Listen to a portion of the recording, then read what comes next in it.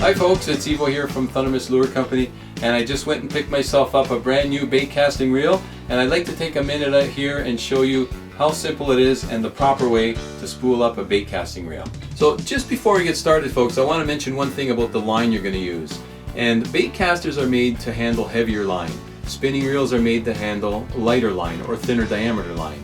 And the reason you don't want to use a thin diameter line on a bait casting reel is because when a bait casting reel reels in, the line is going in this direction back and forth. And what will happen is that thin diameter with a little bit of pressure, it will actually dig into one another, and it'll cause for a nasty bird's nest when you go to cast it out. It'll get caught. So you're going to want to go with at least 10-12 pound test line and higher when it comes to a bait casting reel. And of course, you know, if you're going to use braided line, before you do anything, you want to spool up with a little bit of monofilament first, maybe about 3 to 6 yards of monofilament, and then you tie your you need a backing, of course, when you're using braided line. So, but for today's purposes, we're going to spool up with monofilament. So the first thing you want to do is take a look when you crank the handle. Take a look at the direction of the spool. And when I turn the handle like this, the spool is turning towards me. And that's very important because you want the line to feed off of the spool. You want the line to come off of the spool and come onto your reel spool so that it's reeling off in this direction. You don't want to have a figure 8 when you're spooling up. So when you spool up a spinning reel, you actually have the spool of the line this way and you're unwrapping. But now when you're spooling up a bait casting reel, you want it to actually come off the spool like so. And I could see right now that's the direction I'm going to need because it's going to come off the top of that spool. I'm going to put it onto my spool and it's going to continue on a loop just like that. So now that I've got that determined, what I'm going to do, I'll ask Tony here to give me a hand. If you want to take that, Tony. Alright, so quite simply, I'm going to feed it through the first eye. Now, then take the line and poke it through the line receiver for your reel, and poke the line through. I like to poke it right through to the back, and then have a little device here and just go in and grab that line. Just go in and grab that line like so. So now I've pulled it right through. And the other thing you could do now is go into the front and grab the line again from the front like so.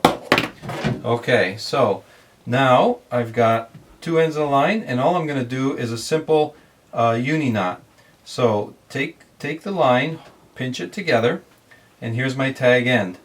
And all you're going to do with the tag end is just bring it around your line like so, and see how you've created a loop here?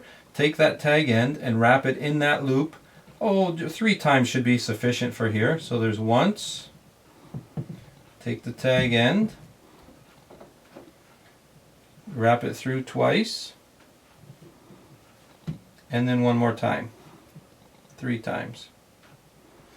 And then all you do is pull on that tag end, pull on your line, there you go, it's snugged up nicely, and then trim it up very nicely, get rid of that tag end as close as you can to the knot.